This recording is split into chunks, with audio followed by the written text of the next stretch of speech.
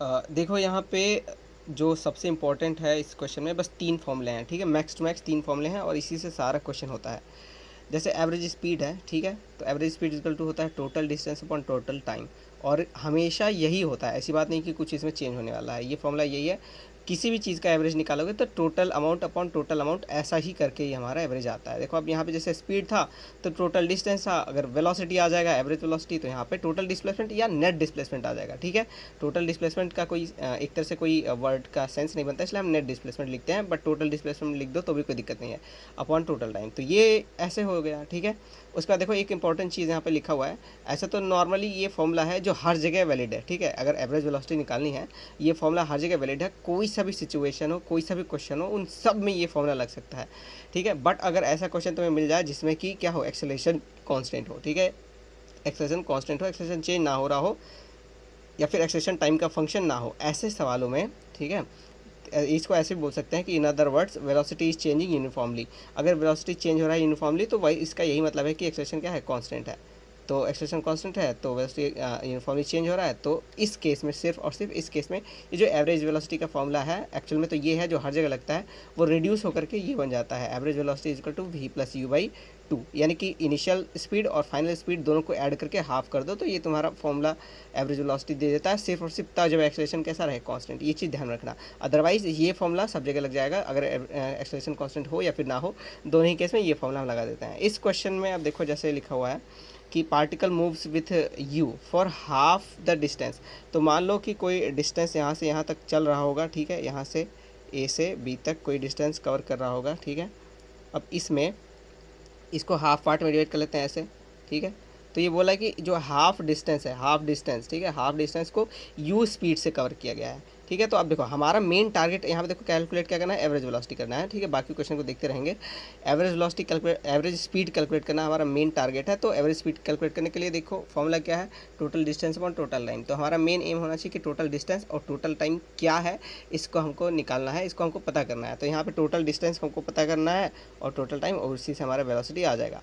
और ये चीज़ ध्यान दो, जो आंसर हमारा आता है, ठीक है, जो भी हम आंसर देते हैं क्वेश्चन का, वो हमेशा उसी फॉर्म में होना चाहिए जो गिवन दिया हो। जैसे यहाँ यू दिया है, डब्ल्यू दिया है, ठीक है, और यहाँ पे इस तरीके से वी दिया है, तो जो आंसर आएगा वो यू वी डब्ल्यू के ही फॉर्म में होना चाहिए, कोई अनदर वेरिएबल नहीं आना चाहिए, टी या फिर ए एक्सेलरेशन या फिर कोई भी अदर वेरिएबल नहीं आना चाहिए। अगर आता है तो उसको एलिमिनेट करके फाइनली हमको इन्हीं तीनों वेरिएबल के फॉर्म में ही आंसर लाना चाहिए। ये हमारा लॉजिक होता है क्वेश्चन को आंसर करने का, ठीक है।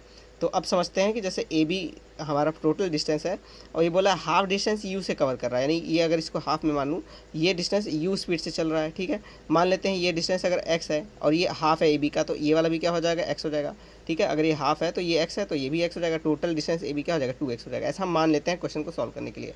अब इसके बाद कहा क्या कहा जा रहा है कि यू स्पीड से चला है हाफ डिस्टेंस, ठीक है। उसके बाद क्या लिखा है, फॉर अनदर हाफ, और दूसरा हाफ जो डिस्टेंस है, ठीक है, उसके लिए ये कैसे मूव करता है, मूव्स विथ वेलोसिटी v, ठीक है।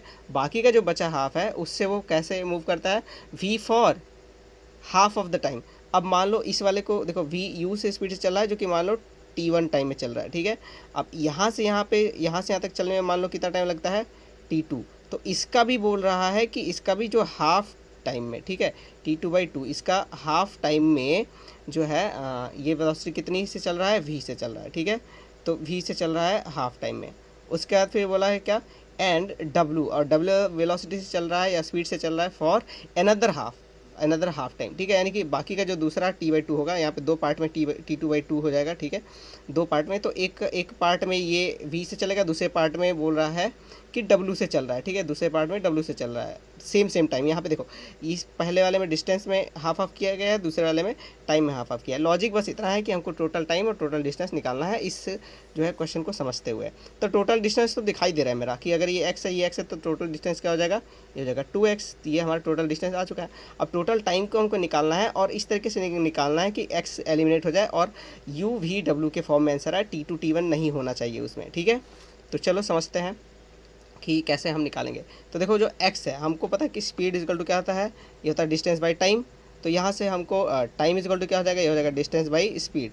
तो देखो यहाँ से अगर मैं इसको t1 निकालना चाहूँ तो ये क्या हमारा क्या हो जाएगा, डिस्टेंस बाई स्पीड। डिस्टेंस है x और स्पीड है u, तो ये हमारा एक t1 का वैल्यू आ गया, ठीक है।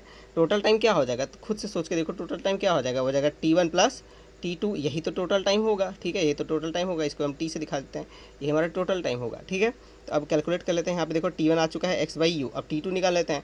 यहाँ पे भी देखो वही फॉर्मूला लगा देंगे, distance is equal to speed upon time is equal to distance upon speed, ठीक है। तो T2 जो है T2/2 यहाँ पहला वाला है, वो क्या हो जाएगा, कुछ डिस्टेंस है x, ये टोटल डिस्टेंस x है, रुक जाओ सोचने दो।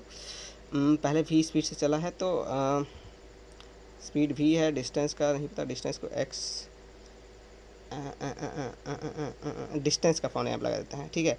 डिस्टेंस मान लो वो x को हम दो पार्ट में डिवाइड कर देते हैं, d1 और d2 में, ठीक है। तो डिस्टेंस इक्वल टू क्या हो जाएगा, स्पीड इंटू टाइम। स्पीड क्या है पहले v, और टाइम क्या है T2/2, ठीक है। और इसमें फिर क्या हो जाएगा, दूसरा जो डिस्टेंस क्या हो जाएगा, ये हो जाएगा w इंटू T2/2, ठीक है। इस तरीके से हो जाएगा या हमारा d1 d2, और ये दोनों को अगर मैं ऐड कर दूँ, ठीक है, दोनों को ऐड कर दूँ, यानी कि T2/2, ठीक है, v प्लस T2/2 w, इन दोनों को अगर मैं ऐड कर दूँ तो ये ऑब्वियस सी बात है कि ये किसके बराबर हो जाएगा, x के बराबर हो जाएगा, क्योंकि ये देखो d1 d2 मिला के ही हमारा x है, ठीक है, और दोनों को ऐड कर दिया तो ये x के बराबर हो जाएगा। तो यहाँ से इसको क्या कर लेते हैं, ऐड कर लेते हैं। देखो T2/2 कॉमन आ जाएगा, ये बचेगा v प्लस w, ठीक है, इसका टू x। यहाँ से T2 बराबर क्या आ जाएगा, यह आ जाएगा 2x, ये 2 उधर चला गया, divided by v plus w, ठीक है। अब देखो T1 और T2 आराम से हम यहाँ से निकाल सकते हैं ऐड करके, ठीक है। टोटल टाइम क्या हो जाएगा, T1 T2, जो हमारा देखो T1 क्या है, ये है x/u, ठीक है, और T2 क्या है, ये है 2x/, ऐड करना था इसमें, 2x/, ये हो जाएगा v plus w equal to ये फाइनल टाइम। तो देखो अब टोटल टाइम हमें आ गया है। अब यही हम अगर रख देंगे इस फॉर्मूले में total distance upon total time में, तो हमारा आंसर आ जाएगा, ठीक है। तो चलो रख देते हैं इसमें total distance upon total time. तो टोटल डिस्टेंस हमारा है 2x, और टोटल टाइम क्या है, ये ऊपर लिखा हुआ है, यानी कि ये है हमारा x और इधर 2x। तो इसमें से x कॉमन लेते हैं, ये बाहर आ जाएगा, अंदर क्या बचेगा, अंदर बचेगा 1/u plus 1/v plus w, ठीक है। अब यहाँ से देखो x और x कट जाएगा, तो बेसिकली आंसर हमारा क्या आ जाएगा, 2/1/u plus 1/v plus u। देखा जाए तो देखो अब जो हमारा जो आंसर आया है, ठीक है, स्पीड एवरेज, ठीक है, ये अब देखोगे तो ये सिर्फ और सिर्फ किस के फॉर्म में है, u, v और w के ही फॉर्म में सिर्फ है। यहाँ पे सॉरी w होगा, v और w, जूम हो जाए थोड़ा सा, v और w, ठीक है। तो यहाँ पे देखो u, v, w के ही फॉर्म में अब हमारा बस आंसर आया है, इसमें और कोई वेरिएबल नहीं है, तो बिल्कुल ये ठीक है, इसको हम यहाँ पे आंसर लिख सकते हैं। किसी को अगर सिंप्लीफाई करना होगा थोड़ा सा, तो वो सिंप्लीफाई करके आंसर और ला सकता है। क्वेश्चन है देखो, यहाँ पे 2x है ना, तो यहाँ पे भी ये 2x हो जाएगा। तो मेरे हिसाब से x जब कॉमन लेंगे तो यहाँ पे सिर्फ 2 बचेगा, ठीक है। तो ये यहाँ पे 2 होना चाहिए, यहाँ पे 2 होना चाहिए, बस बाकी सिंप्लीफाई करके आंसर ला देंगे, सही हो जाएगा।